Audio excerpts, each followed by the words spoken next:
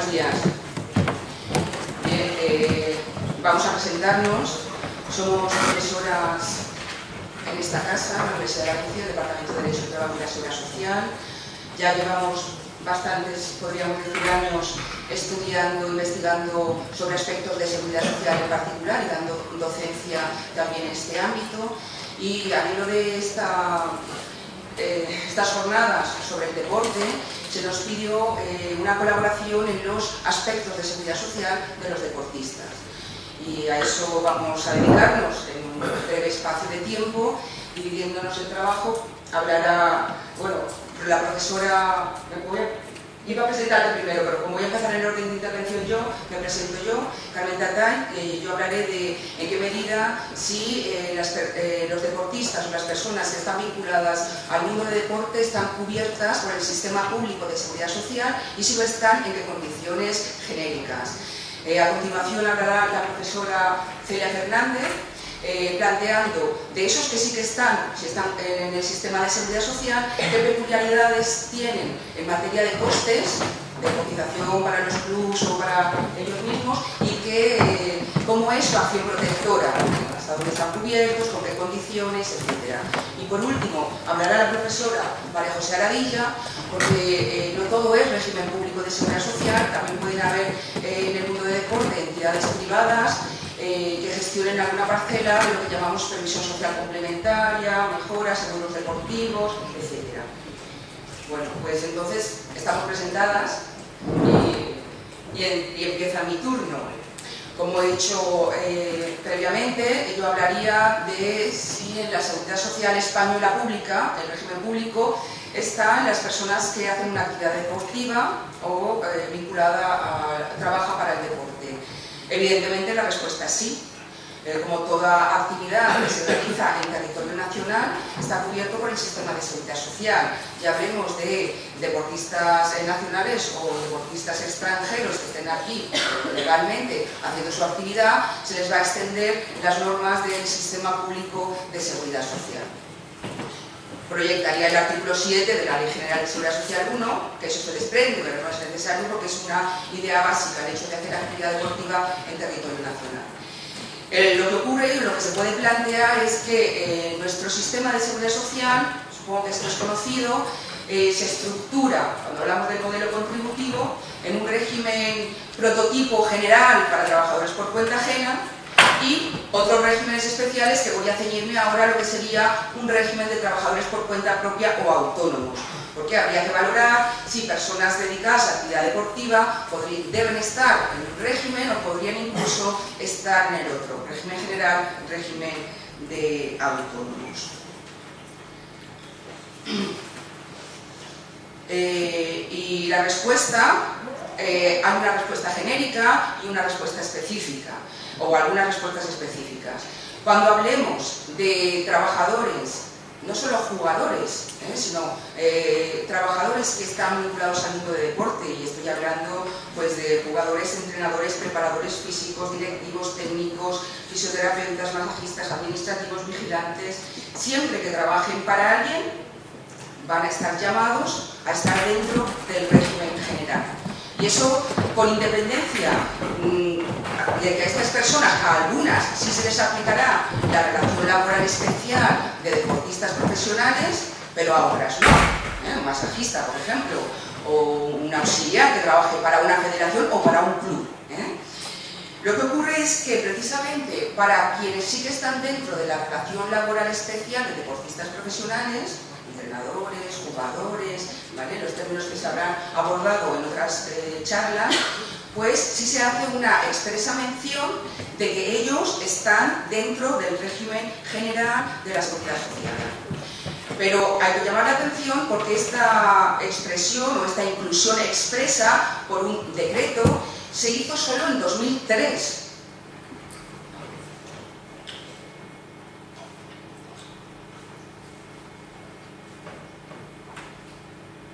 Claro, en 2003, entonces, ¿qué pasaba antes?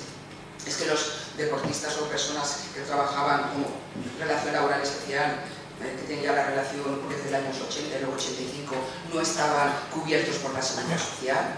No, no ha sido exactamente así. Hay que señalar, aunque sea un poco de historia, que en España la primera cobertura se hizo para los jugadores profesionales del fútbol. Ellos tuvieron ya desde los finales de los 50 una mutualidad propia de futbolistas españoles. Eso originó un régimen especial de seguridad social en el año 1979 que duró bastante, con unas peculiaridades como por ejemplo que no tenía cubierto el desempleo. Esto cambia en el año 85 porque este antiguo régimen especial de jugadores profesionales de fútbol pasa al régimen general. Pero vamos, solo había hasta el año 85, cuando el decreto del 86 es el que lo desarrolla, después de la ley 25 del 87 del 85, esta previsión solo para los profesionales del fútbol o deportistas, jugadores profesionales del fútbol, sí que plantean muchos problemas porque luego se encuentran que a clubs de ciclismo o pelotaris o de baloncesto se encuentran que pasan inspección y les levanta un acta por no haber dado de alta y cotizado por sus trabajadores. Y entonces hay conflictos que va a ir resolviendo el Supremo y estos conflictos van a propiciar que a goteo se vayan aprobando sucesivos decretos en el año 91, en el año 93, en el año 97 para ir incluyendo junto a los futbolistas que ya están en el régimen general desde el año 86, pues a los ciclistas, a los jugadores de baloncesto o a los jugadores de balonmano. Al punto que cuando llegamos al 2003, que es la primera referencia que he hecho, que declara incluidos en el régimen general a los deportistas que tienen una vinculación de relación laboral especial de deportista profesional, año 2003, a ese punto se dice, bueno, se declaran incluidos todos los que hasta ese momento ya tenían una inclusión expresa. Bien, fuera de esta inclusión que está clara en el régimen general y que no lleva discusión para los que trabajan, ya os digo, no solo para el club con una relación laboral especial, sino también para el club sin esta relación laboral especial o para una federación o para quien organiza un espectáculo deportivo, aunque sea porque contrata a alguien para hacer la Fórmula 1, ¿vale? Porque entonces sería una relación laboral común y por tanto también siempre régimen general. Tan es así que la única expresa previsión que tenemos en materia de seguridad social, más allá de estas declaraciones de inclusión, está en el Real Decreto 84/95, el Reglamento General de Afiliaciones Altas, Bajas de Trabajadores, que se modificó para introducir en su artículo 10.1 simplemente que se considerarán empresarios respecto de los deportistas, el club o entidad deportiva con los que ellos tengan una relación laboral especial de deportistas profesionales o el organizador de espectáculos públicos que tenga una relación con ellos. En el momento en que la norma, este decreto, que es del año 95 pero reformado, identifica quién es el empresario, club, SAD o organizador de un evento deportivo, eso va a suponer que ese empresario, pues igual que cualquier empresario del régimen general, tramitará o tendrá las mismas obligaciones: inscribir la empresa con código cuenta de cotización, solicitar afiliación, dar de alta, en las mismas condiciones y reglas que en el régimen general.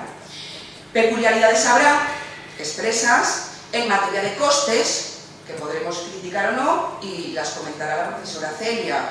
Peculiaridades no habrá legales en materia de acción protectora, pero claro, hay una problemática específica que habrá que resolver con las normas generales o con la jurisprudencia, que también las contará la profesora Celia. Yo ahora ya solo quiero decir, estando claro con esta regla un poco histórica de que son trabajadores como cualquier otro, pues que si podría alguien ir al régimen de autónomos, es decir, aquel régimen previsto para el que trabaja de forma habitual, personal y directa, sin estar sujeto a un contrato de trabajo y buscando con ánimo de lucro, un beneficio. Bien, y a esos efectos, pues la doctrina, por ejemplo, ha dicho que los profesionales del golf, del tenis, del boxeo, del motorismo, es decir, siempre que no trabajen para otros, pues podrían o deberían ser autónomos. Deberían ser autónomos. Evidentemente, para esto hay un requisito, y es que tienen que tratarse de trabajadores mayores, o sea, de deportistas mayores de 18 años. Estamos hablando como de atletas o jugadores, ¿no? Tienen que ser mayores de 18 años porque hoy por hoy, mientras no se modifica la Ley General de Seguridad Social, aunque implícitamente algunos la entienden modificada por la Ley del Estatuto del Trabajo Autónomo, este es un requisito sine qua non para estar en el régimen de autónomos. Además, tienen que trabajar, ya digo, de forma habitual, personal directa para ellos. O bien porque sea un deportista que ha creado una sociedad que gira en torno a su actividad deportiva y que además la controla o es el administrador. Y Y entonces también por esta vía podría ser autónomo con independencia de que a la vez trabajara para un club y por tanto estudiara en el régimen general.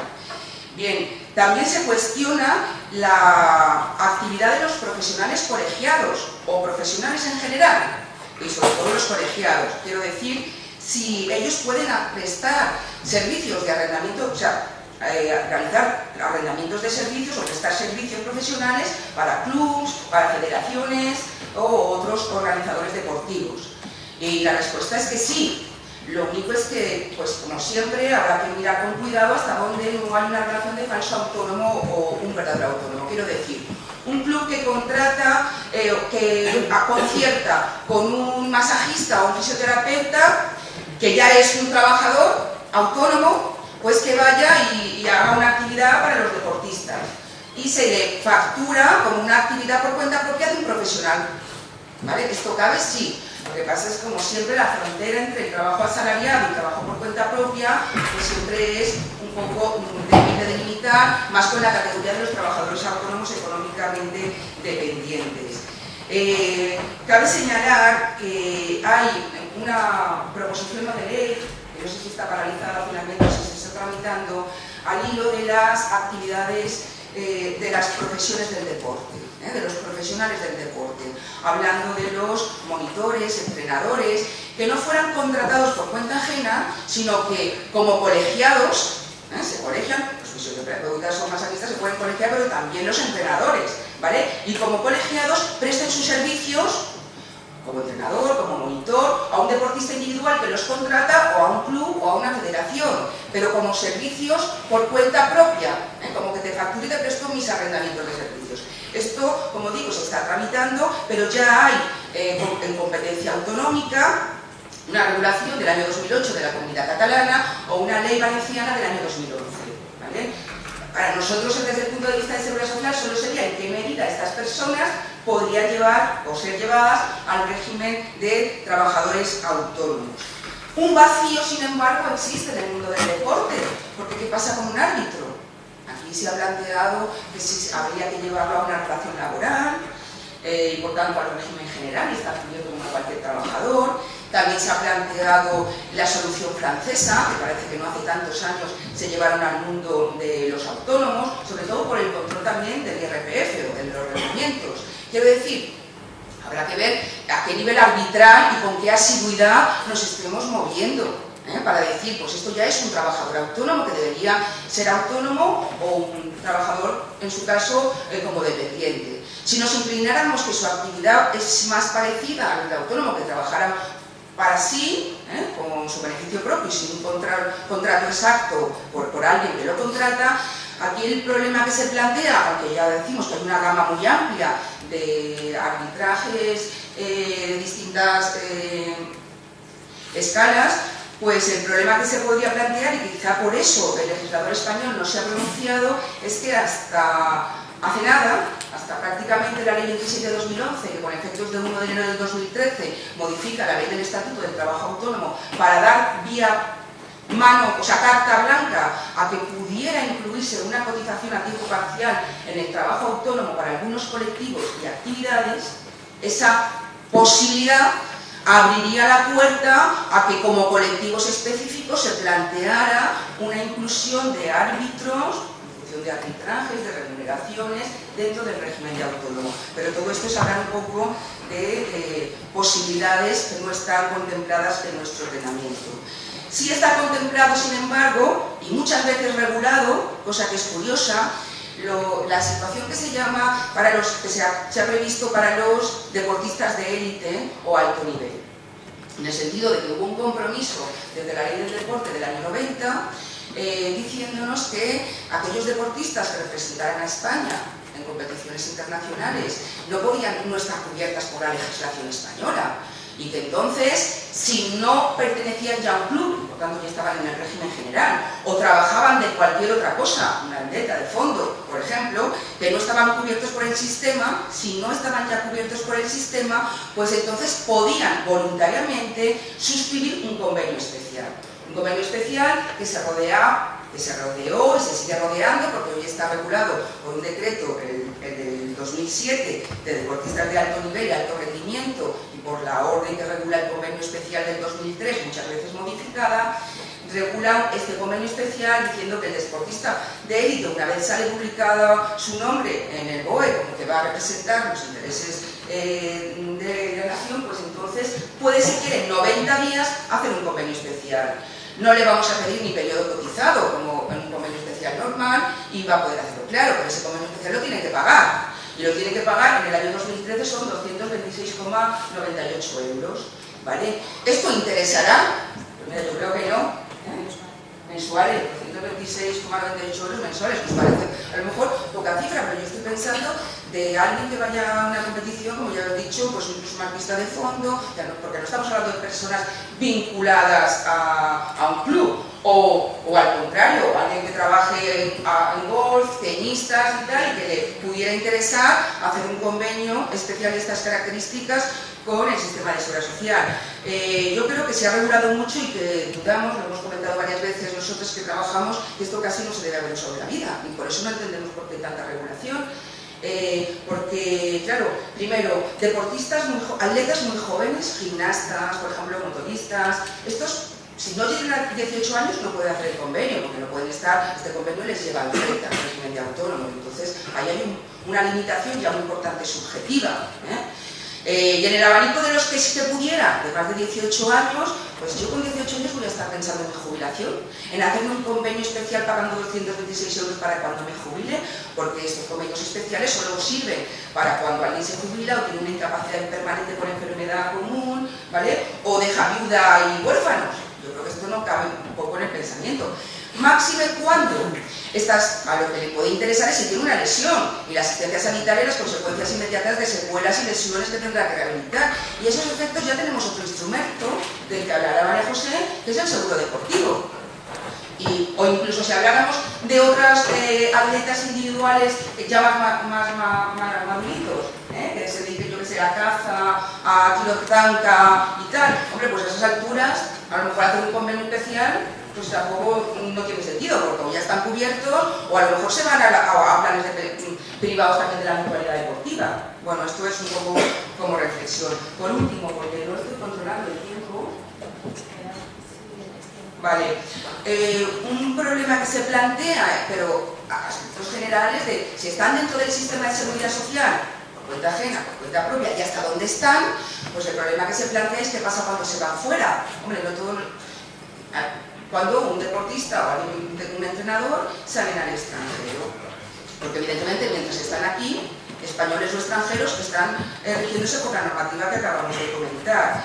Bien, pues si se desplazan al extranjero, pues sobre todo porque no va a ser infrecuente que al hilo de competiciones internacionales tengan que salir y hacer su actividad deportiva fuera, pues entonces ahí diferenciaríamos a lo mejor entre los que son por cuenta ajena y si hay alguna previsión para los que son autónomos o los de élite, supuestísimos de élite que hubieran hecho un convenio especial.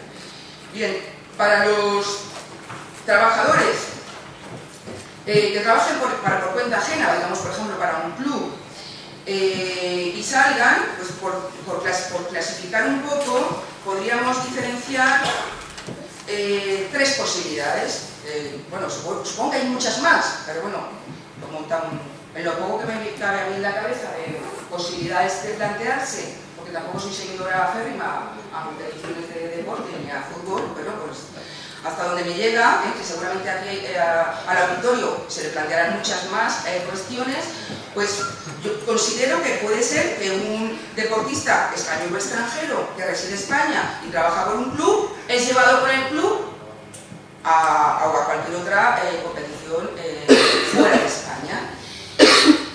Si fuera de España falleciera, tuviera un accidente, ¿sigue cubriéndole la legislación española o la legislación al país al que va? Con carácter general hay normas, no para los deportistas, sino para cualquier trabajador que es desplazado por su empresa fuera del territorio español, en el sentido de que sigue rigiendo la normativa española, porque eso es una situación asimilada al alta que mantiene la obligación de cotizar, salvo que algo opuesto se dijera con tratados en el sentido de que el país no dejara, porque el país dijera que todo el que viene aquí a hacer algo, del que se va a sacar algo de beneficio, tiene que cotizar o darse de alta en esto, pero no es el caso. Esto no ocurre porque hay convenios bilaterales suscritos de reciprocidad que más o menos se rigen por las reglas de territorialidad. Evidentemente, si el país es Europa, pues ahí es que no hace falta acudir ni siquiera a la legislación española, no hace falta, pues que hay reglamento comunitario del 2004 y aplicado en el 2009, porque en realidad desde el 2010, que ya lo contempla, que seguirá aplicando la legislación del Estado para el que ese deportista trabaja, es decir, la del club o sociedad anónima deportiva. Primera cuestión, entonces, aparentemente resuelta. Segunda cuestión, podría ocurrir que el deportista que trabaja para un club, siendo extranjero o siendo español, no se va porque se va con su club, sino porque se va a instancia de la selección española o autonómica.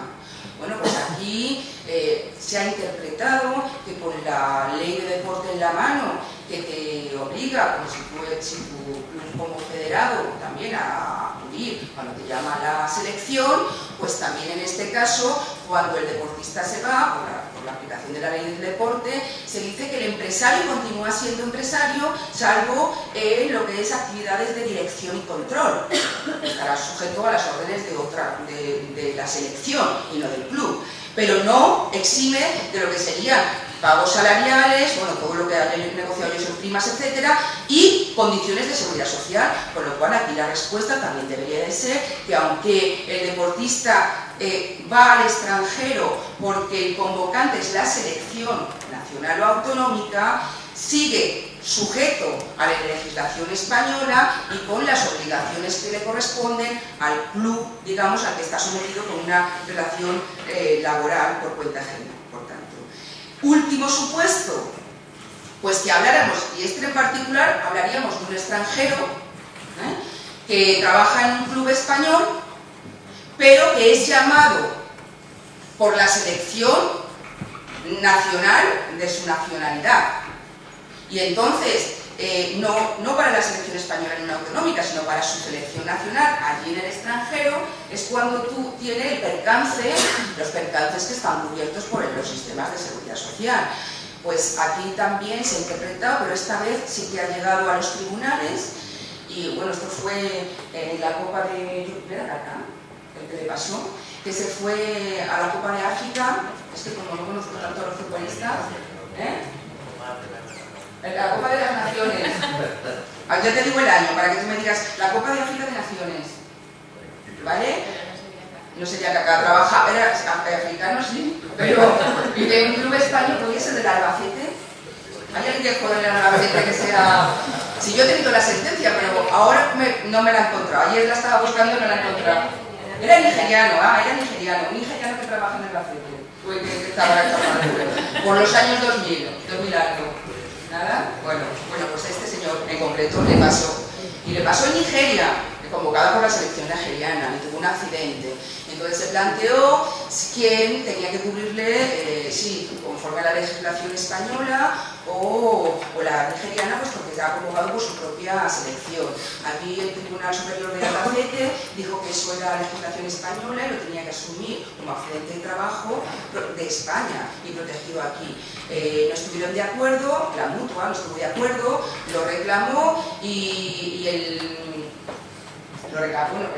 primero lo hizo el juzgado de Albacete, después el Tribunal Superior de Castilla-La Mancha, y por último, siempre con este sentido, por último la mutua, que es la que tenía que asumir el coste, reclamó en unificación de doctrina, pero como no encontró, y esto es lo que más nos llama la atención, ni una sentencia de contraste, pues fue desestimado y no ha llegado al Supremo. Entonces, nosotros con las veces que se van fuera en las competiciones que hay internacionales, y eso, ¿cómo no hay sentencia? Pues que no hay, porque hemos hecho la búsqueda. Hombre, pues yo no sé si entender que es que, como es tan poco, porque claro, los de pequeñas divisiones o grupos tal, estos no los van a llamar, los que les van a llamar son los que tenemos estas cuantillas supermillonarias. Y debe ser que lo que se cubre con la seguridad social es tan poco que es que ni se plantea ya por las pocas cantidades que se pagan desde el sistema público. De esas otras cantidades que quedan fuera, pues hablarían Celia y María José. También podría ser que un autónomo se desplazara. Bueno, pues aquí también aplicaríamos, si es Europa, el reglamento comunitario. Y si fuera ese de élite atleta que ha hecho ese convenio especial y lo está pagando mes a mes, pues parece que, aunque se vaya fuera incluso más de 9 meses, se podría seguir manteniendo su convenio especial. Bueno, pues entonces yo dejo mi intervención aquí. Muchas gracias por escucharme y que le paso la palabra a Celia. Muchas gracias. Bien, pues a mí me corresponde abordar esa poca protección que otorga el sistema de seguridad social, esas cantidades tan bajas por las que no se pelean los deportistas extranjeros. Voy a comentar la cotización a la seguridad social, las obligaciones que tienen los deportistas y los clubs para los que prestan sus servicios y la acción protectora, la protección que les otorga el sistema de seguridad social a estos deportistas. Bien, los deportistas profesionales, como cualquier otro sujeto incluido en el régimen general de la seguridad social, como ya ha dicho Carmen, pues van a estar obligados a cotizar a la seguridad social. Pero no solamente ellos van a venir obligados a cotizar a la seguridad social, sino que también los clubes, las sociedades anónimas deportivas o las federaciones para los que estos trabajen deben cotizar por ellos a la seguridad social.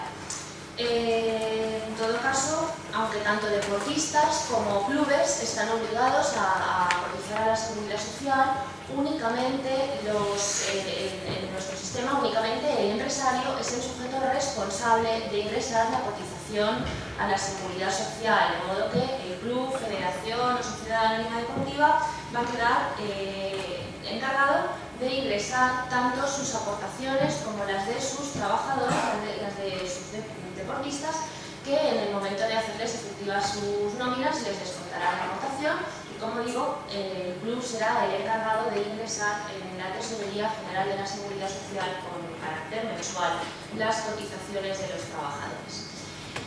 No obstante, en algunas ocasiones en el sistema de seguridad social, en el régimen general, hay algunas situaciones en las que no solamente es el empresario directo del trabajador aquel que está obligado o aquel que es el responsable de ingresar las cotizaciones de sus trabajadores a la seguridad social, sino que esta responsabilidad se puede extender a otros empresarios conexos. Pues esta responsabilidad, esta extensión de la responsabilidad en el mundo, en el derecho del deporte, se ha regulado concretamente para los deportistas que son cedidos para jugar en otros clubes distintos. En este caso, el reglamento que regula la relación laboral y social de deportistas profesionales dispone que el cesionario quedará subrogado en los derechos y obligaciones del cedente, respondiendo ambos de manera solidaria del cumplimiento, entre otras, también de las obligaciones de seguridad social. Es decir, que en caso que el club al que el deportista ha sido cedido no cumpliera con sus obligaciones de seguridad social, el cedente, digo bien, estará obligado a cotizar por ese trabajador, es decir, será responsable solidario de la obligación de cotizar. En cuanto al objeto de la obligación de cotizar, ¿en qué consiste esta obligación de cotizar? Pues la cotización consiste, como imagino que sabéis, en el ingreso de una cuota mensual, una cantidad dineraria, que se obtiene aplicando unos determinados porcentajes a unas bases de cotización previamente determinadas.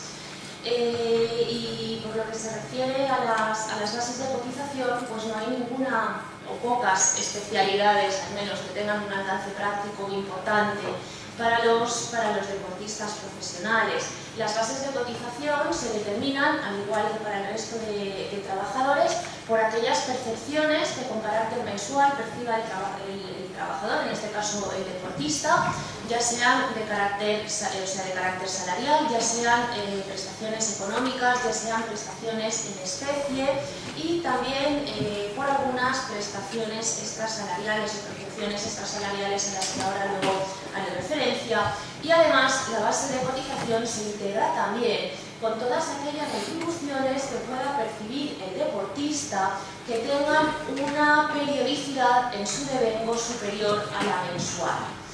En relación con las primeras, con las retribuciones que pueda percibir el trabajador con carácter mensual, pues se integra en la base de cotización lo que podría ser su salario base, ya he dicho que serían percepciones tanto salariales como extrasalariales, pues la utilización de una vivienda, el cederle la utilización de un vehículo, también serían conceptos por los que se deberían de cotizar a la seguridad social, y por cualquier complemento de carácter salarial, ya sean complementos personales, complementos que respondan al resultado del trabajo, complementos que retribuyan el puesto de trabajo, todos estos complementos que percibe con carácter mensual el deportista se tienen que incluir en las bases de cotización a la seguridad social.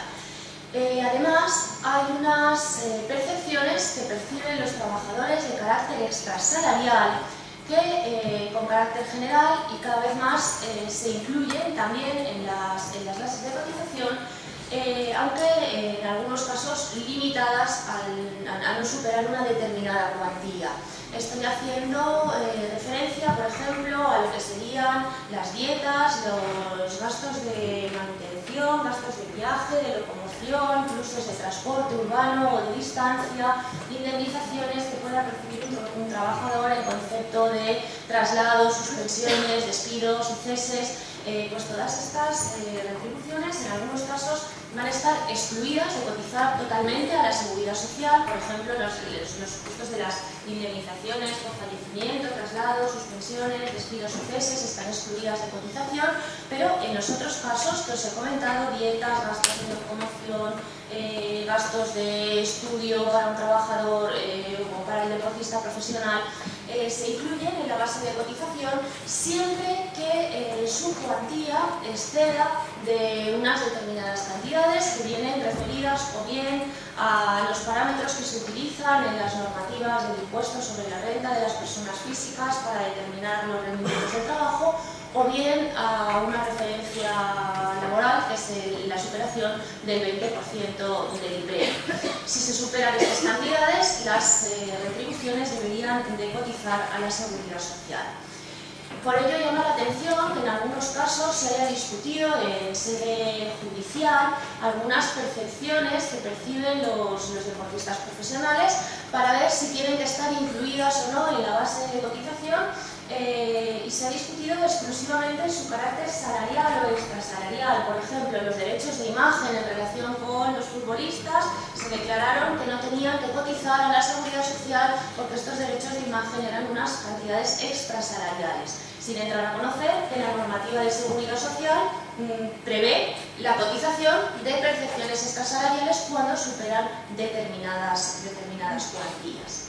En relación con el otro tipo de percepciones al que hacía referencia, estas que percibe el trabajador de una sola vez o en una sola mensualidad, pero con las que se está retribuyendo pues, el salario de más de un mes, son percepciones de vencimiento superior al mensual, como podrían ser pagas extraordinarias, la prima de fichaje, la prima de permanencia, en el caso de los deportistas profesionales. Pues todas estas cantidades deben de cotizar a la seguridad social, pero no se cotizan exclusivamente en la mensualidad en la que se perciben, sino que son cantidades que se deben cotizar prorrateadas a lo largo de los 12 meses del año. Esto puede tener interés, aunque relativo, por todo lo que la ley de los límites aplicables a la cotización, porque claro, nuestras bases están limitadas, de manera que el mes que se percibe la prima de fichaje o la prima de permanencia, si solo se cotizara por la prima durante ese mes, pues seguramente se excedería de la base de cotización, mientras que al prorratearla a lo largo de los 12 meses del año se va a cotizar por más parte a la seguridad social.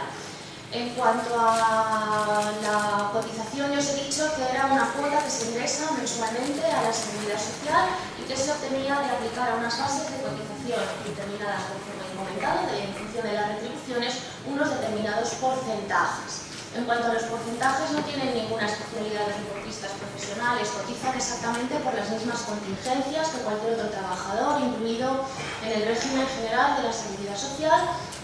Y la única particularidad o peculiaridad a la que se podría hacer alusión es que tienen la tarifa de primas mínimas tienen un tipo especial para la cotización por accidentes de trabajo y enfermedades profesionales, que es el 3%, un 1,7% cotizan por incapacidad temporal y un 1,30% para invalidez, muerte y supervivencia derivada de contingencia profesional, cuota que es a cargo exclusivo del empresario, del club.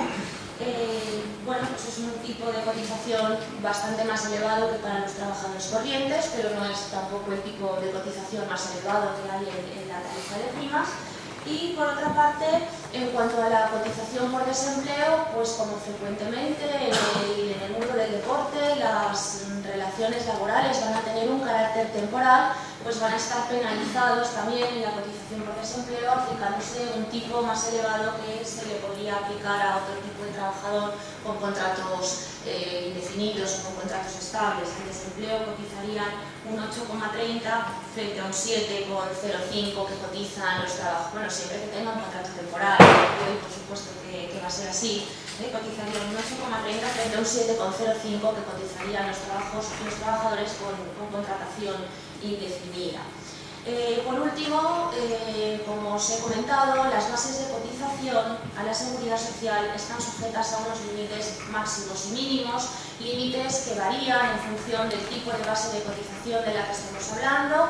La base de cotización por contingencias profesionales tiene unos límites absolutos para todos los trabajadores.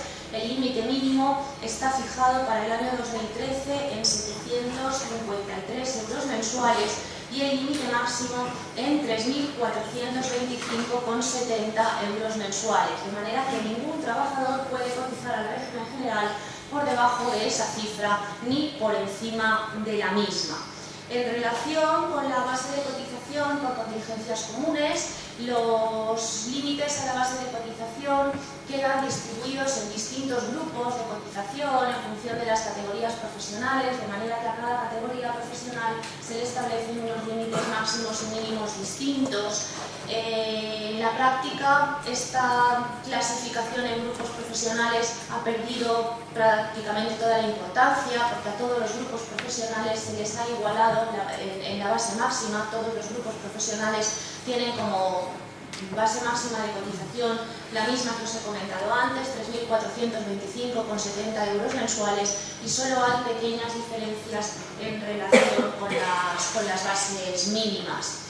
En el deporte profesional, pues claro, llama la atención que dependiendo de qué tipo de deportistas estemos hablando, cuál sea la categoría profesional, o sea, pues no es lo mismo un futbolista de primera división que uno de tercera, o un jugador de fútbol de primera división que un jugador de balonmano en cuanto a sus retribuciones, pero pues es evidente que para muchos futbolistas la cantidad de cotización a la seguridad social pues es irrisoria. Cotizar a la seguridad social con una base máxima de 3.425,70 euros mensuales, con los salarios de los que supongo que ayer yo no pude estar se hablaron, pues imaginaros, da lo mismo prorratear las primas de fichaje de permanencia a lo largo de los 12 meses del año, o cómo computar conceptos salariales o extrasalariales. Probablemente en todo caso van a exceder con creces la base máxima de cotización a la seguridad social. Las normas que ha comentado Carmen, que han ido incluyendo a los deportistas profesionales en el régimen general de la seguridad social, ha incluido a los deportistas en función de cada tipo de deporte o de la categoría del club en unos o en otros grupos de cotización. En este sentido, los deportistas en general están en el grupo 3 de cotización, equiparados a un jefe administrativo de taller.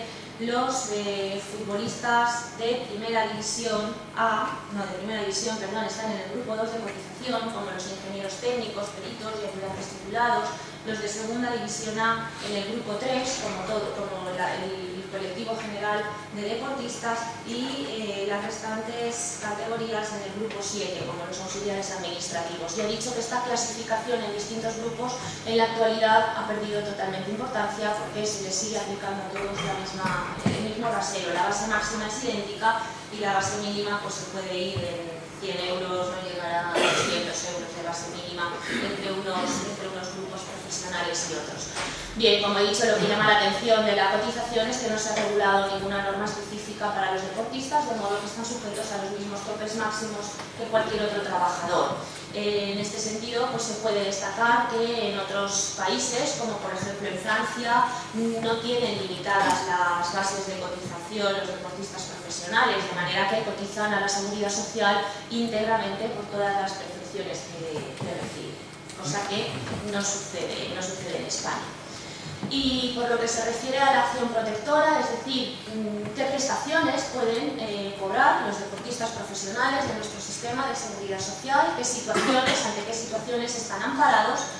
Los deportistas profesionales, la norma que les integra en el régimen general de seguridad social no establece para ellos absolutamente ninguna especialidad, de manera que se les otorga exactamente la misma cobertura en materia de seguridad social que a cualquier otro trabajador incluido en el régimen general de la seguridad social. En estos términos se habían pronunciado ya los decretos que iban integrando en el régimen general por goteo a los futbolistas, a los jugadores de baloncesto, a los jugadores de balonmano, a todos ellos se les había equiparado en materia de seguridad social con los trabajadores generales del régimen general.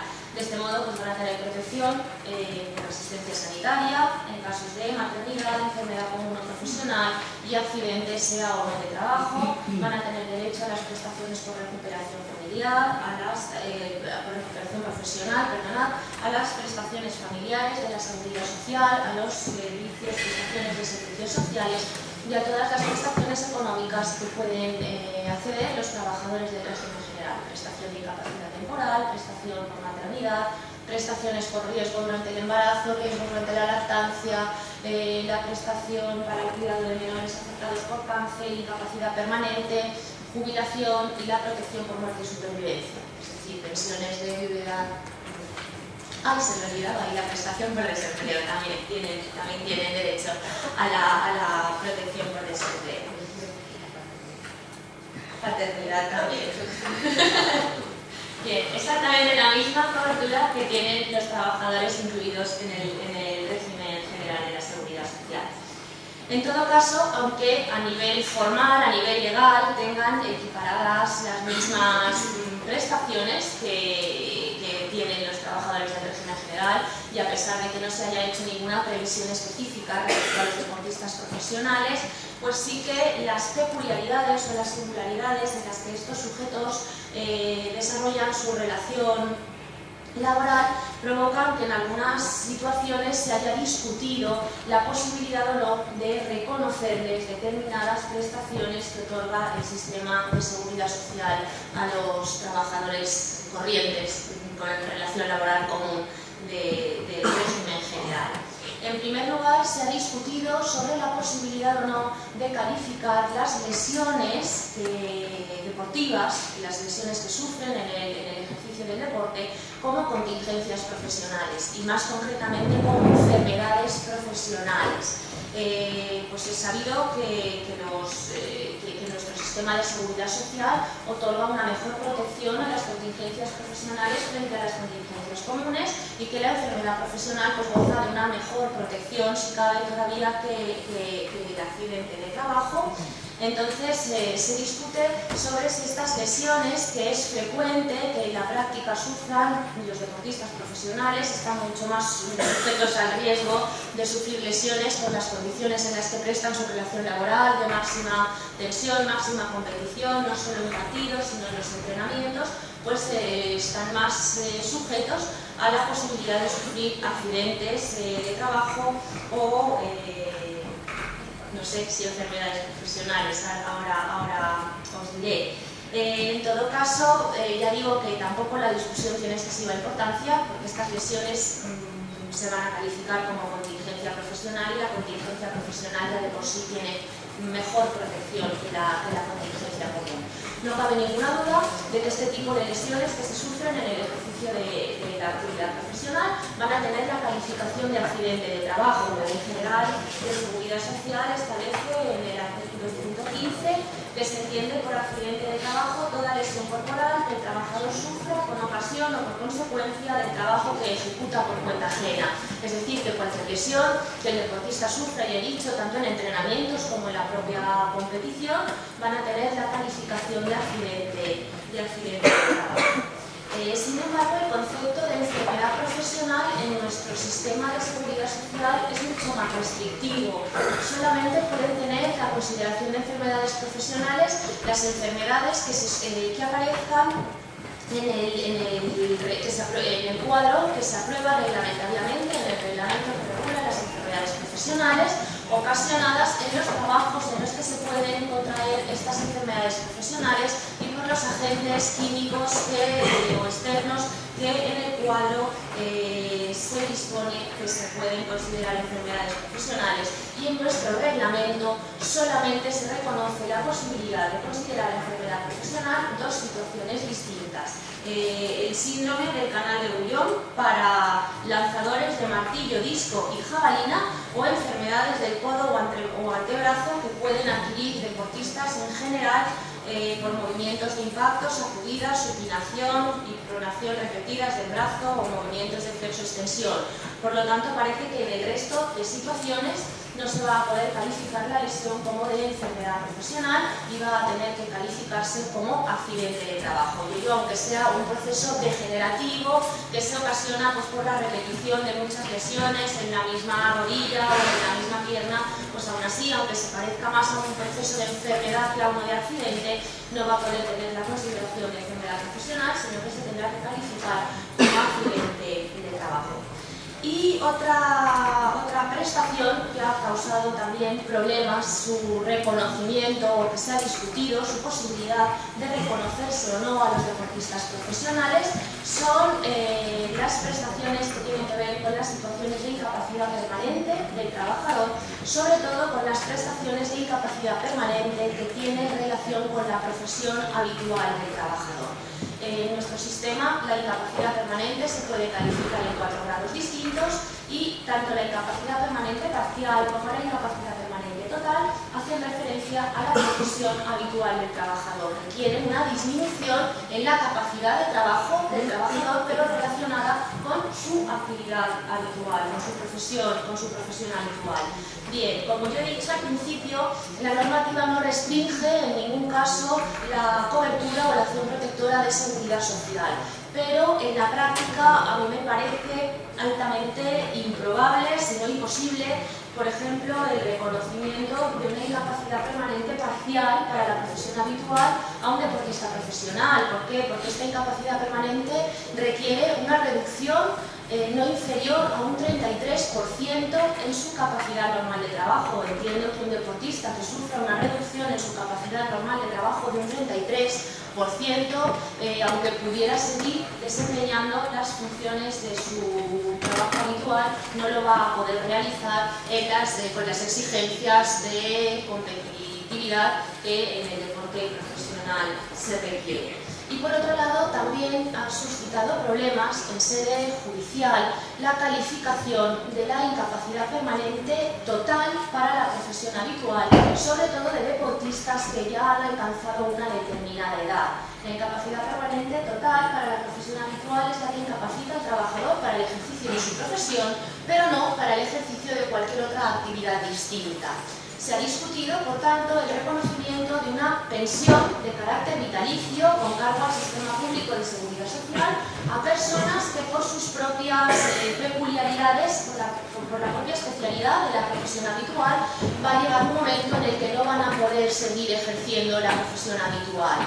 Se ha considerado que el reconocimiento de una incapacidad permanente a estos sujetos pues habilitaría tanto como la posibilidad de que la salida del mercado de trabajo de cualquier deportista profesional pudiera ser por la vía de una incapacidad permanente. En este sentido se encuentran pronunciamientos judiciales que deniegan la incapacidad permanente a los deportistas profesionales que ya tienen una determinada edad, interpretando pues, que no se cumpliría la finalidad protectora del sistema, porque estos sujetos en todo caso ya no estarían para el desempeño de esa actividad profesional, con o sin la lesión, mientras que hay otros pronunciamientos judiciales judiciales que, sin distinción, aplicando literalmente la norma, dicen que donde el legislador no distingue, ellos tampoco van a diferenciar, y sí que han venido reconociendo prestaciones de incapacidad permanente total a los deportistas profesionales con independencia de su edad. El Tribunal Supremo no ha tenido ocasión de pronunciarse porque alega que es muy difícil encontrar situaciones idénticas y por tanto no contamos tampoco con unificación de doctrina. Toda esta discusión provocó que hace tiempo el proyecto de ley de medidas en materia de seguridad social introdujera una modificación en la Ley General de Seguridad Social que restringiera el acceso a las prestaciones de incapacidad permanente a aquellas personas en las que por el tipo de profesión que desempeñaban, pues el cumplimiento de una determinada edad hiciera inviable la continuación en la profesión. Sin embargo, esa medida no pasó al tenor literal de la ley, ni tampoco en sucesivas modificaciones que se han introducido en la Ley General de Seguridad Social se introduce ninguna cortapisa al reconocimiento de la pensión de incapacidad permanente de los deportistas profesionales. A nivel europeo sí que existen legislaciones, como por ejemplo la portuguesa, que limitan el reconocimiento de las pensiones de incapacidad permanente e incluso su percepción, su disfrute, a los deportistas mayores de 35 años de edad. Bien, como me avisan que me paso del tiempo, le dejo y continúa María José. Gracias. Bien, pues yo la parte que me toca a mí está completamente al margen del sistema público de seguridad social, así que nos cambiamos un poco el chip y me voy a limitar a esa parcela de recoger las prestaciones que tienen como finalidad complementar las prestaciones básicas del régimen público del sistema público de la seguridad social. Una parcela complementaria que, aunque está reconocida como nivel complementario de protección, incluso en el artículo 41 de la Constitución, que es el que garantiza un régimen público de seguridad social para todos, a pesar de eso, se señala de ese nivel complementario que será libre. Y eso significa que será desarrollado en el más estricto ámbito privado. Eso significa que estas prestaciones complementarias en este caso van a adquirir la condición o la naturaleza de prestaciones de naturaleza pública o similares a las de la seguridad social. Además, en cuanto a su naturaleza, tampoco tiene la condición de salario, no se trata de prestaciones salariales cuando una empresa es la que es la que carga con la asunción de esas prestaciones complementarias para sus trabajadores, ni tiene la naturaleza salarial ni por tanto tampoco forman parte de las bases de cotización a que estaba pidiendo antes mi compañera. Y otra característica principal es su carácter voluntario. Es la implantación de estas mejoras voluntarias, que es el nombre como se les conoce, que viene de muy atrás.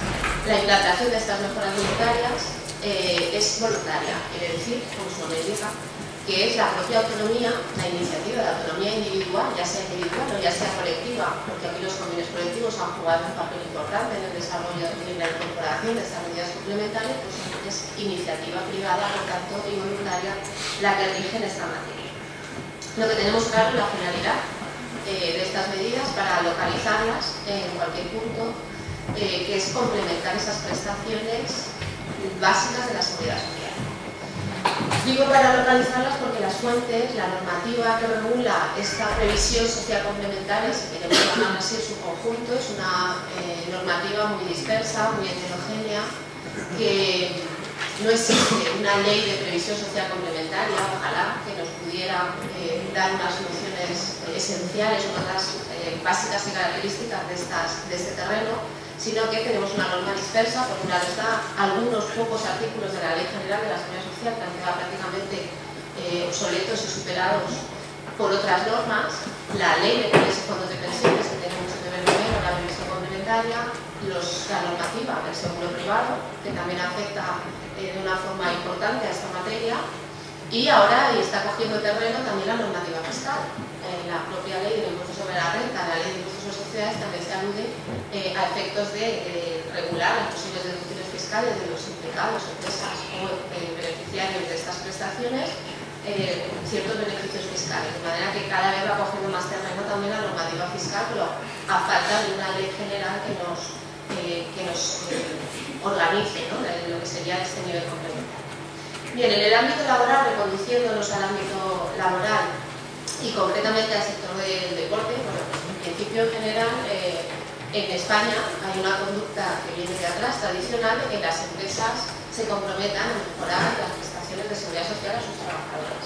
Esto queda reflejado en la mayoría de los convenios colectivos y también es lo que ocurre en los convenios colectivos típicos del sector del deporte profesional. También es cierto que antes se recogían más que ahora y que cada vez van siendo menos estas mejoras que se establecen en los convenios colectivos por razones de crisis. Va desapareciendo también el nivel de aseguramiento de la complementariedad que teníamos hasta ahora. Pero bien, aquí la cuestión es que los convenios colectivos propios del deporte profesional siguen esta tónica y suelen contener esas mismas cláusulas que aparecen en convenios de otros sectores.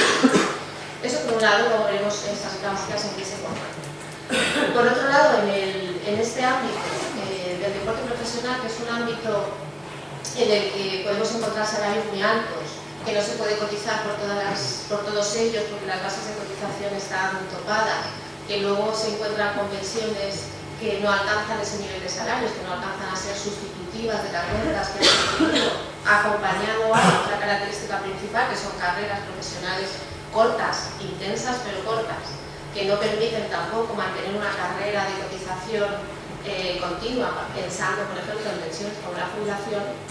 Pues bien, es un terreno propicio para que surjan otras medidas en el ámbito de la previsión complementaria que son ajenas a la relación entre el empleador y el deportista, ajenas por tanto a esa relación laboral. Estoy hablando de la mutualidad de previsión social de deportistas profesionales que surgió, que se ha regulado por una normativa fiscal, como os decía, hay muchas cosas que están en la ley del impuesto sobre la renta, como es esto, y que trata de adaptar medidas de previsión complementaria específicas a esa especificidad que tiene lo que es el ejercicio del deporte profesional. Luego me dedicaré a hablaros un poquito de esta mutualidad. Antes de entrar a ver qué dicen los convenios, en general, un poco ver las cláusulas en materia de mejoras voluntarias de seguridad social y hablar de esta mutualidad, sí que quería señalar lo que es un condicionante normativo específico que afecta a esta normativa cuando se encardina en el mundo laboral, es decir, dentro de una empresa. En la Ley de Planes y Fondos de Pensiones, su disposición adicional primera es una disposición que ahora mismo es una norma fundamental en materia de previsión social complementaria en el ámbito de las empresas.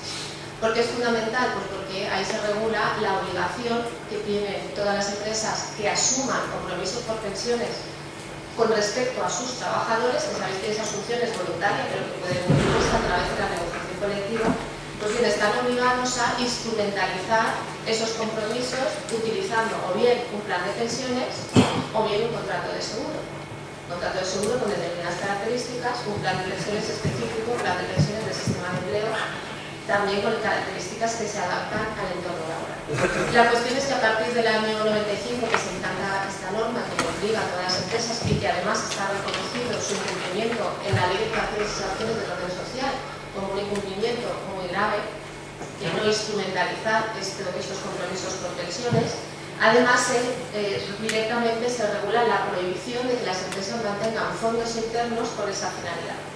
Es decir, se trata de que las empresas no tengan capacidad de disponer de los fondos que tienen reservados para asumir la protección complementaria de sus trabajadores, para asumir y dar cobertura a esos compromisos por pensiones. Estamos hablando de pensiones, jubilación, incapacidad permanente, muerte y supervivencia, que es donde se centra la obligación de instrumentalizar esos fondos y de externalizarlos, de sacarlos fuera, o bien a través de compañías, de entidades de aseguramiento, con pólizas de seguro, o bien a través de la figura de los planes y fondos de pensiones.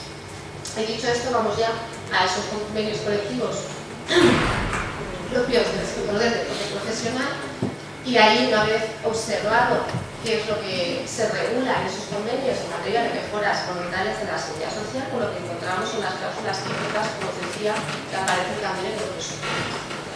Esas cláusulas típicas son, por un lado, es muy normal que en los convenios colectivos, muy habitual, aparezca la mejora, la prestación de incapacidad temporal, pues una prestación que no sustituye los salarios dejados de percibir, mientras el trabajador se encuentra de baja médica incapacitado para trabajar, sus salarios entran, o sea, se suspenden las obligaciones del contrato, se suspende la obligación de retribuir al trabajador, el trabajador lo que obtiene es la prestación pública de seguridad social de incapacidad temporal, y es una prestación que no alcanza el 100% de las retribuciones del trabajador, por tanto queda un margen muy propicio y es muy habitual que los convenios obliguen, a través del convenio se compromete a la empresa a completar esa prestación hasta el nivel que se determine, porque la regulación de estas mejoras es absolutamente libre, con la condición, la única limitación que os he dicho antes de instrumentalizar cuando estemos hablando de pensiones.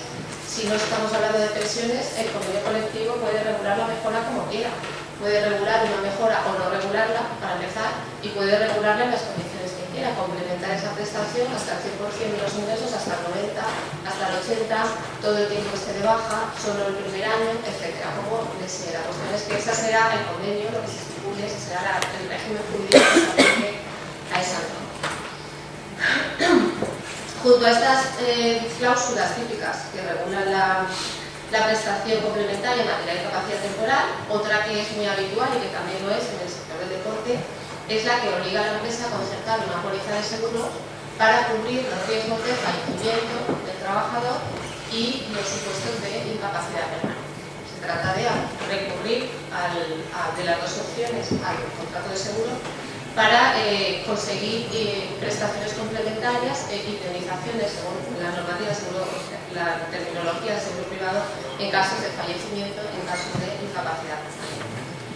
Siguiendo con la tónica habitual de todos los demás sectores y no solo del deporte profesional, pues hay una ausencia generalizada de planes de pensiones porque normalmente son la figura menos utilizada. Es más fácil recurrir de los dos instrumentos a los contratos de seguro que implantar un plan de pensiones que ya tiene mucho más requisitos formales y también están las empresas más sujetas con el plan de pensiones y un poquito más sueltas con el contrato de seguro.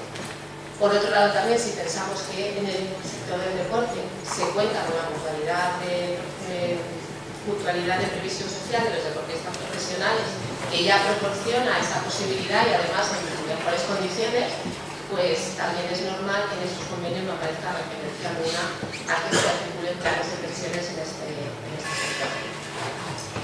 Bien, un poco lo que es el análisis de esas dos cláusulas, ¿no? Las mejoras de capacidad temporal y la mejora por incapacidad permanente a través de estas políticas. En principio la IT se regula al 100%. En todos los convenios que he visto, futbolistas, balonmano, baloncesto de la Liga Femenina, ciclismo, son los convenios que he observado.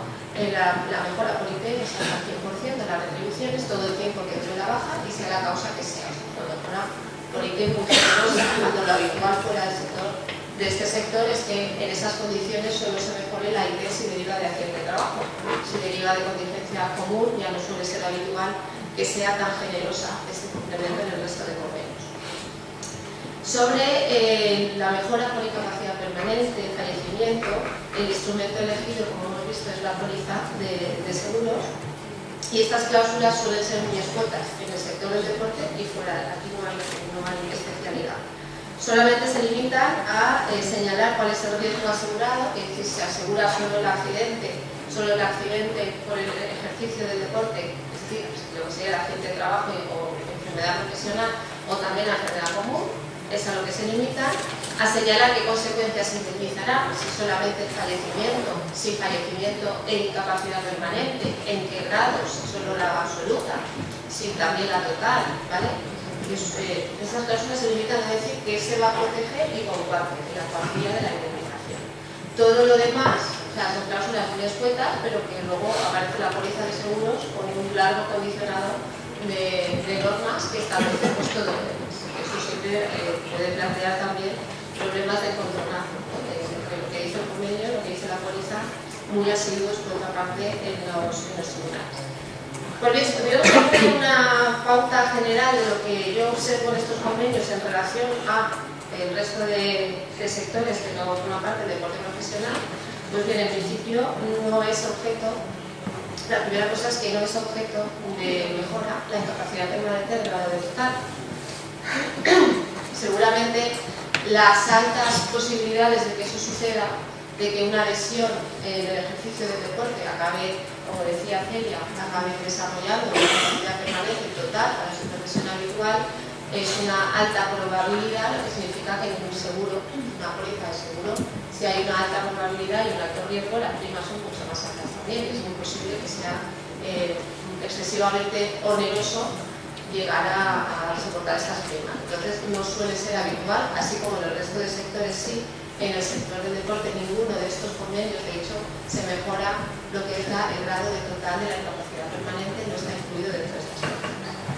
Se mejora, por tanto, si es la absoluta, si es la gran invalidez, eso sí, y la causa suele ser siempre el riesgo profesional, que está relacionada con el accidente de trabajo. En alguna ocasión incluso se dice expresamente que el accidente, es decir, las lesiones producidas por el ejercicio de otros deportes arriesgados que no sean de la actividad habitual de ese trabajador, de ese deportista, queden al margen de la póliza. Pero bueno, esta también es una cláusula muy típica que si no aparece en el convenio suele aparecer en las pólizas. En cualquier póliza de seguro de accidentes casi siempre hay una cláusula que diga que no se cubren los accidentes sufridos por el ejercicio de deportes de riesgo, deportes de nieve, de combate, etc. Pues aquí incluso tenemos un convenio del ciclismo que además coloca la cláusula en cuestión. Por lo demás, nada se dice, y eso también es habitual en cualquier sector, sobre el nacimiento, el mantenimiento de este derecho, cuando entre el accidente, riesgo protegido y la incapacidad permanente, que es cuando surge el derecho a la indemnización, tampoco se dice que ocurre si se nos acaba el contrato, se extingue el contrato entre esos dos momentos. Esta situación ha sido muy estudiada desde el punto de vista de las mejoras voluntarias de la seguridad social, los tribunales le han dado muchas vueltas y al final han llegado a una solución. La solución es que si nada dice el convenio, si nada dice la póliza, que pueda estar medianamente claro, porque las pólizas a veces dicen cosas pero no están claras, y entonces el tribunal tampoco las admite, por el principio de que si se ha generado, si las cláusulas no son claras, no pueden beneficiar a la que ha incorporado la cláusula, para el que la asegurado. Pero la cuestión es que, hablando del convenio del ciclismo profesional, que todo lo que viste parece que es el más modernito, entre comillas, se mantiene en la misma solución que da el Tribunal Supremo en estos casos. En estos casos suelen afectar especialmente al mundo del deporte profesional, porque la mayoría de los contratos son temporales. Igual que todos los casos que llegaban a los tribunales, también es cierto que pocos eran de este sector, pero la mayoría eran del sector de la construcción, que pasaba exactamente igual. Se acaban los contratos de obra o servicio determinado y entre el accidente y la incapacidad permanente ocurría eso, que se extinguía el contrato porque llegaba a término y cuando ya se declaraba la incapacidad ya no teníamos al trabajador sujeto a relacionado. Pues bien, para evitar esa desprotección, el Tribunal Supremo señaló, por ejemplo, la doctrina a partir del año 2000 que se mantenía. Y es que cuando se trate de haya sido un accidente de trabajo, la fecha del hecho causante, es decir, la fecha que a efectos de la mejora va a ser condicionante. ¿Condicionante para qué? Para saber cuál es el régimen que se le aplica. Y si hubiera habido cambio de convenio, cuál es el que se le aplica de la fecha del accidente. Para saber cuál es la aseguradora que tiene la obligación de abonar esa indemnización. Cuando ha habido un cambio de aseguradoras en ese tiempo, será la que tenía la póliza en vigor en la fecha del accidente. ¿Vale? Y para saber la responsabilidad, si la empresa asume responsabilidad o no, en función de si en esa fecha había o no concertado un seguro con alguna entidad. La cuestión es que la fecha del accidente, esa es la solución que ha adoptado la jurisprudencia y se aplicará siempre y cuando en el convenio o en la póliza no se diga otra cosa. Y para terminar, aquí no hay especialidad ninguna, no me quiero extender ya demasiado porque me quedo yo la última siempre, toca correr. Que quería hablaros de la mutualidad, precisamente porque la mutualidad, como decía, ya que en los convenios colectivos la tenemos grandes especialidades, la especialidad en este sector es la existencia misma de esa mutualidad de previsión social. Es una mutualidad que, como todas, son entidades aseguradoras, pero la normativa fiscal fomenta por vía fiscal una medida de previsión complementaria adaptadas al mundo del deporte profesional. Es una mutualidad a la que voluntariamente los deportistas se pueden dar de alta como mutualistas, ajena por tanto a lo que sería su relación con el club o con la sociedad, y incluye tanto en su campo de aplicación a deportistas profesionales sujetos a la relación laboral de deportistas profesionales como a los deportistas de alto nivel. Está regulada, como os decía, en la disposición adicional 10ª de la Ley del Impuesto sobre la Renta Personal Física de 35/2006, y la gran especialidad es que se le concede un favor fiscal, aunque no se trate similar, pero aunque no se trate de una mutualidad establecida en una empresa para sus trabajadores, que son las que gozan con el favor fiscal del legislador. En esta mutualidad se distinguen dos regímenes. Un primer régimen que permite que el deportista realice aportaciones a esa mutualidad, es un plan de ahorro, para que os hagáis la idea, es como un plan de ahorro para, sobre todo para vistas a jubilación. Pues bien, durante ese primer régimen permite que los deportistas profesionales realicen aportaciones muy por encima de los topes establecidos con carácter general en la Ley de Planes y Fondos de Pensiones.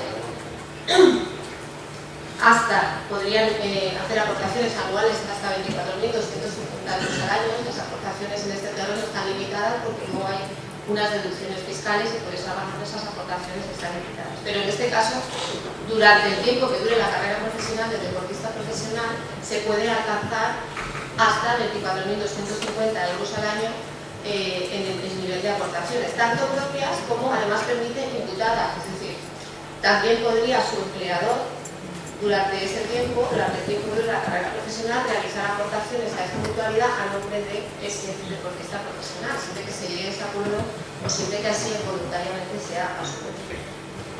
Y esa es una primera característica de este primer régimen, que se puede realizar aportaciones muy por encima de lo normal.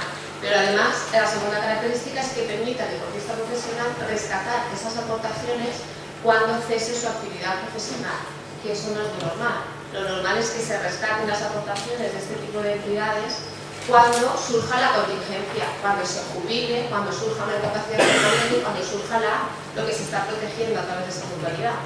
Pero en este caso se permite, que son carreras cortas, que en ese momento pueda decidir rescatar esas aportaciones, todo lo que tengáis generado desde el momento que comenzó a realizarlas.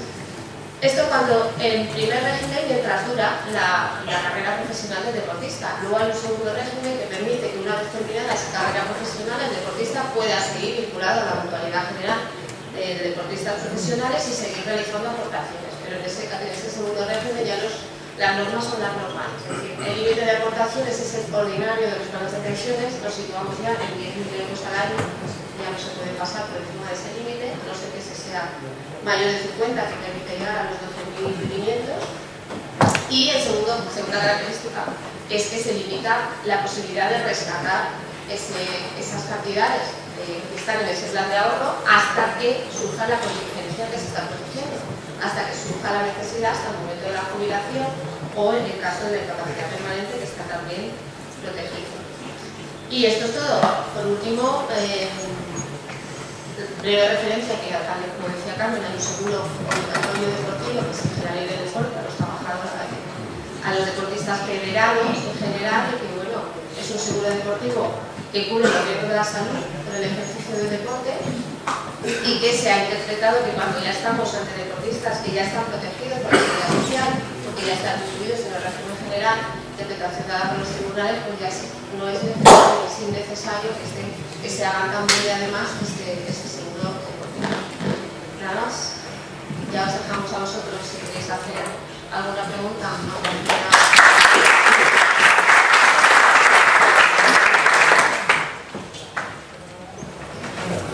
Sí, tenéis la palabra si queréis cualquier tipo de preguntas y cualquiera de nosotras tres podríamos intentar responder. Si hay algo que os ha resultado de interés. Bueno, yo tengo una pregunta, cualquiera de las tres, como has dicho, con respecto a la prestación por accidente de trabajo. Me parece claro que cuando están entrenando en un partido, sea del deporte que sea, está claro que ahí se produce, pero estamos en una profesión donde es muy habitual las concentraciones, las pretemporadas. incluso cuando van a jugar fuera, pernoctar fuera, etc. Entonces aquí se me ocurrirían dos posibles tesis. Una que podría decir que en tanto cuando están fuera de casa, todo ese periodo podría considerarse accidente laboral, o dentro de ese periodo a lo mejor podrían considerar que hay momentos de esparcimiento en los que no lo serían y momentos de entender en que sí, si había llegado a la jurisprudencia o a la doctrina ese tema, ¿cómo se podría solucionar? No, yo no he leído ninguna sentencia que valorara si cuándo se puede o no considerar accidente de trabajo por este tipo de cosas. Yo pienso, en mi opinión, que todo lo que sea obligación de estar concentrados, tal, de pasar la noche, porque son obligaciones que le impone el club, cualquier situación que pueda ocurrir ahí, se va a tener la consideración de accidente de trabajo. Ahora, si ya el accidente es en los ratos de esparcimiento, porque aunque estén concentrados tienen tiempo libre para, pues ahí a lo mejor ya no jugaría la prescripción esta de tiempo de trabajo y ya no podría calificarse como un accidente laboral.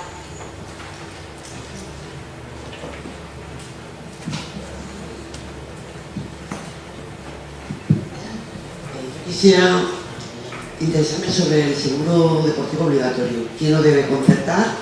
Y que concretaras un poco más en las prestaciones que cubre a los deportistas aficionados, que son los que en última instancia... Bueno, lo que es la cobertura en principio es un riesgo de la salud, prácticamente es una asistencia sanitaria.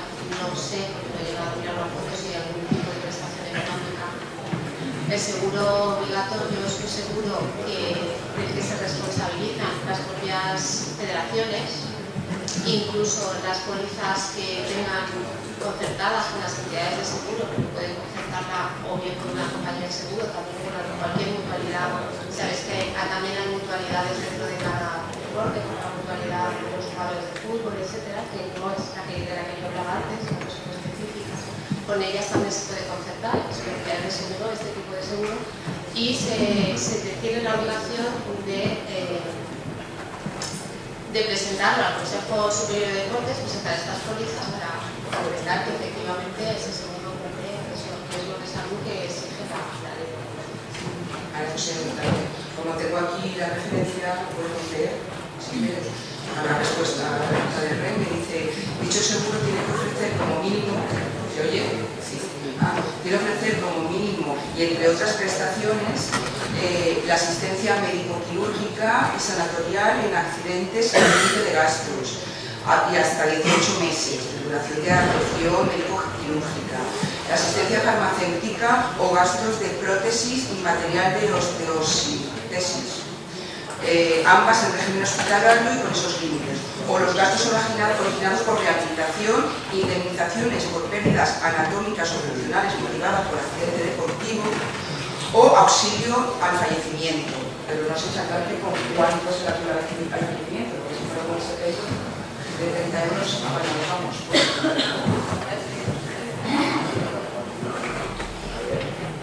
Hola, buenos días.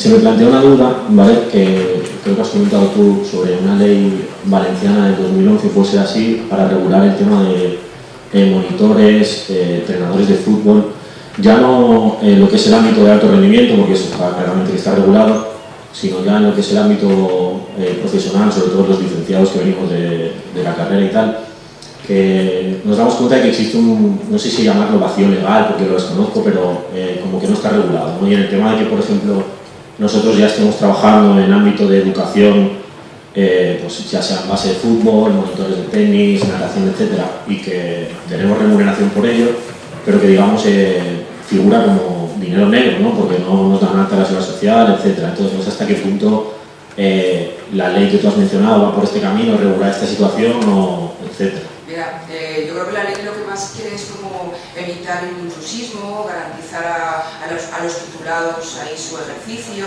ver posibilidades de colegiación, etcétera, pero no entra en el ámbito laboral y de seguridad social. Eso no entra. O sea, da por hecho que esas relaciones son de profesionales y como tal no están cubiertas por una relación laboral, sino como por una de arrendamiento de servicios. El problema que yo me imagino también que puedes encontrar como profesional, monitor, entrenador, lo que quieras, es que muchas veces tú no eres un trabajador autónomo que tienes tus medios, tu organización, sino que tú vas allí cumpliendo una jornada a quienes ellos te dicen, no es que tú seleccionas a los clientes a los que tienes que entrenar. Entonces, en el fondo, eso sí que es una relación laboral, que no debería irse por la vía de la ley de los profesionales del deporte, sino por la vía de cotización, o sea, de aplicación de la normativa de contratación, régimen de darte de alta, pagarte vacaciones, pagar pagas, o sea, pero eso es pues, una pelea que hay que ir en última instancia a los tribunales. La ley del deporte, como te digo, a nivel autonómico, porque también no entra en esos detalles, me parece. ¿Sí? No, vamos, que no haría falta una ley, que ya estarías amparado por el artículo 1.1 del Estatuto de los Trabajadores, vamos, que si estás prestando la relación bajo las notas de afinidad, dependencia, pues se puede entender que es una relación laboral, luego el empresario está incumpliendo con las obligaciones de alta cotización, pero no es necesaria la ley para que... Sí, pero bueno, eso es la ley, lo que pasa es que sabemos que en la práctica te dirán, ve tú y te das de alta de autónomos, ¿no? Y te hago un factor y te facturo, ¿no? Cuando tú a lo mejor no tienes ni disposición, ni una organización propia, ni medio y tal, pero eso es como pues, por lo que te está diciendo Celia, es... Claro, que dices, bueno, y lo reclamo, pues si lo reclamo ya no te van a pedir más servicio. Entonces, que puede recabar todo tipo de pruebas para cuando... Eso sí, para el día que te digan que prescinden de tus servicios, tú ya vas ahí, eso. Todas tus pruebas. Todas tus pruebas, y entonces ya tienes más fuerza ante un tribunal, para que te reconozcan incluso antigüedad.